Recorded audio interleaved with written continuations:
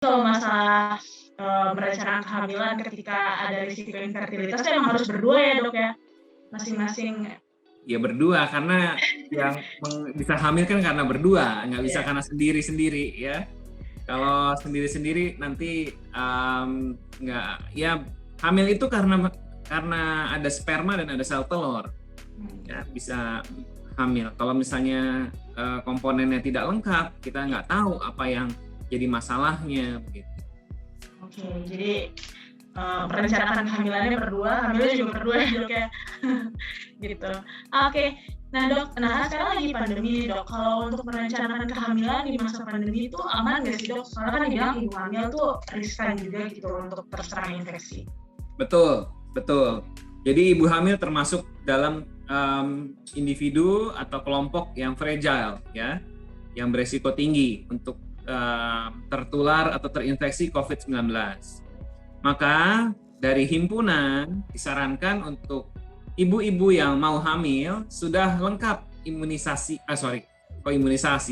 vaksinasi COVID-19-nya, ya. Untuk ibu-ibu yang mau hamil sudah lengkap vaksinasi COVID-19-nya. Disarankan begitu. Kalau memang belum mendapatkan vaksin COVID-19, biasanya dari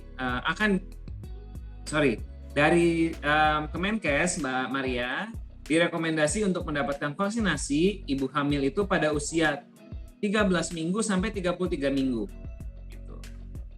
Nah, itu pertama, itu vaksinasi. Jadi untuk pertimbangan nih ya, sudah vaksin atau belum.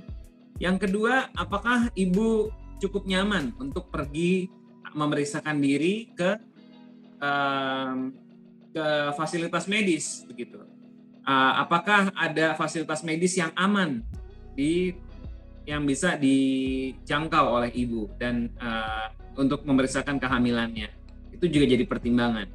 Dan kalau misalnya harus terpaksa keluar rumah, tetap jalankan protokol 5M ya untuk menjaga keamanan ibu dan ayah itu, juga supaya kita mengharapkan supaya nanti pada saat bersalin aman dari COVID. Nah, itu jauh lebih aman ya untuk ibu. Jadi emang harus vaksin dulu ya, Dok, ya?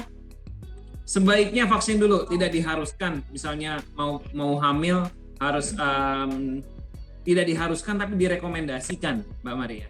Gitu. Supaya lebih aman ya, Dok. Ya, untuk pertanyaan selanjutnya nih, kadang-kadang suka ada pasien yang nanya, aman nggak, Dok, kalau misalnya mau hamil tapi vaksin dulu gitu. Nah, ini justru kita pengen ibu-ibu yang memang mau hamil sudah terproteksi, Mbak Maria. Jadi vaksin dulu. Sebaiknya vaksin, dilengkapi vaksinnya baru mulai hamil.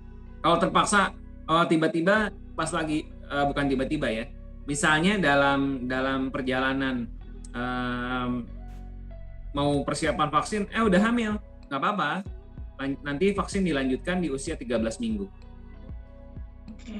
Paling mudah di 13 minggu ya, Dok, yang untuk menerima vaksin ibu hamil? Iya, direkomendasi dari Kemenkes untuk setelah usia kehamilan 13 minggu, setelah lewat trimester 1.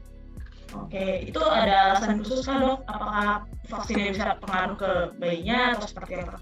Sebenarnya penelitian mengatakan aman untuk kehamilan dalam usia kehamilan berapapun begitu, tidak menghambat pembentukan organ atau organogenesis pada janin. Tapi Kemenkes melihat untuk safety dari anak-anak yang akan dikandung ibunya begitu ya, sehingga disarankan dari Kemenkes biar lebih aman 13 sampai 33 minggu gitu. Dan karena ini sudah surat ketetapan atau SK dari Kemenkes, ya diikuti saja supaya tidak bingung, Mbak Maria.